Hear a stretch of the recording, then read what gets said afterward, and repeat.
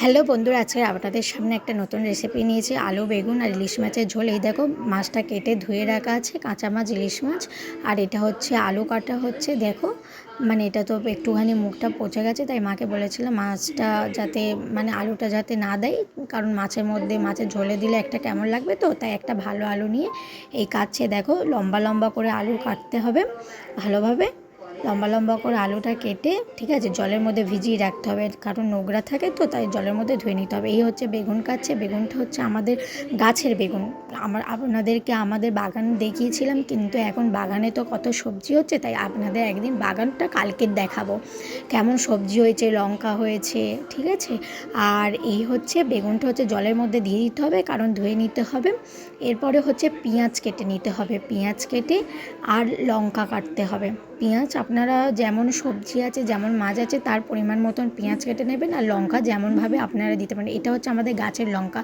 এইদিকে হচ্ছে কাঁচা ইলিশ মাছটা ধুয়ে রাখা, তাতে নুন হলুদ দিয়ে মাখানো হয়েছে, এই তেলের মধ্যে ভেজে নেওয়া হয়েছে। মাছ ভাজাটা দেখালাম না বন্ধুরা, আমি সঙ্গে সঙ্গে তেল দিয়ে দিলাম। এরপরে একটু কালো জিরে দিয়ে দিতে হবে, তারপরে কেটে রাখা ওই আলু বেগুন সবজিটা তেলের মধ্যে দিয়ে দিতে হবে।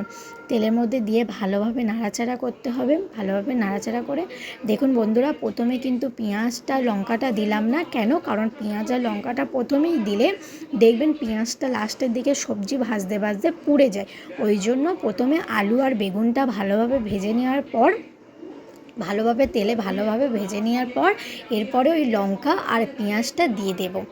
লঙ্কা আর পেঁয়াজটা ভালোভাবে দিয়ে দেওয়ার পর ভালোভাবে আলুটা ভেজে নেবেন, তারপর লঙ্কা আর পেঁয়াজটা দিয়ে দেব, দিয়ে ভালোভাবে নাড়াচাড়া করে নুন দিতে হবে।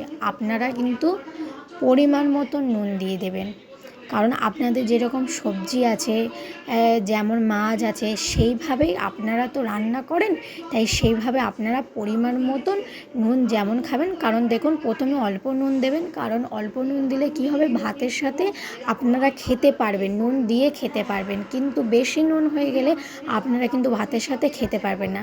তাই আপনারা পরিমাণ মতন নুন দেবেন, পরিমাণ মতন হলুদ গুঁড়ো দেবেন, পরিমাণ মতন আপনারা লঙ্কার গুঁড়ো দেবেন, কারণ এখানে তো আমরা কাঁচা লঙ্কা দিয়েছি, তাই আমরা পরিমাণ মতনই লঙ্কার গুঁড়ো দিয়েছি, একটু ঝাল ঝাল করে সবাই খাবে বলে।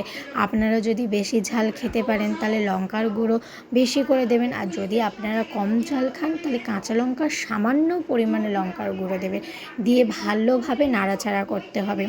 ভালোভাবে নাড়াচাড়া করে ভালোভাবে কষে নিতে হবে আলু আর বেগুনটা, পেঁয়াজ, তারপর আপনারা যে মশলাটা দিলেন, ভালোভাবে কষলে কি হবে, তরকারির একটা আলাদা টেস্ট আসবে। যদি মশলা দিয়ে সঙ্গে সঙ্গে জল দিয়ে দিই, তাহলে তরকারির সেভাবে টেস্ট আসবে না। আপনারা যদি তরকারি, যে কোনো তরকারি বা চচ্চড়ি আপনারা যদি আস্তে করে গ্যাস দিয়ে কষিয়ে কষিয়ে রান্না করতে পারেন, খুব সুন্দর টেস্ট আসবে।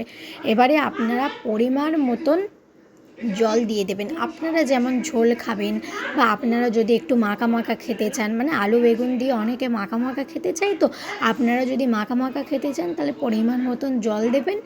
আর যদি আপনারা ঝোল খেতে চান তাহলে একটু বেশি পরিমাণ জল দেবেন, আর বেশি জল দিলে একটুখানি ফুটবে, তারপরে বেগুন আলুটা সিদ্ধ হবে, এরপরে জল দিয়ে আপনারা চাপা দিয়ে দেবেন। তারপরে ভালোভাবে দেখুন, মাছটা ঝোলের মধ্যে দিয়ে দিয়েছি, মাছটা এখন ফুটছে। দেখুন বন্ধুরা, মাছটা ফুটছে, এরপরে বাটিতে করে তরকারিটা নামিয়ে নেব।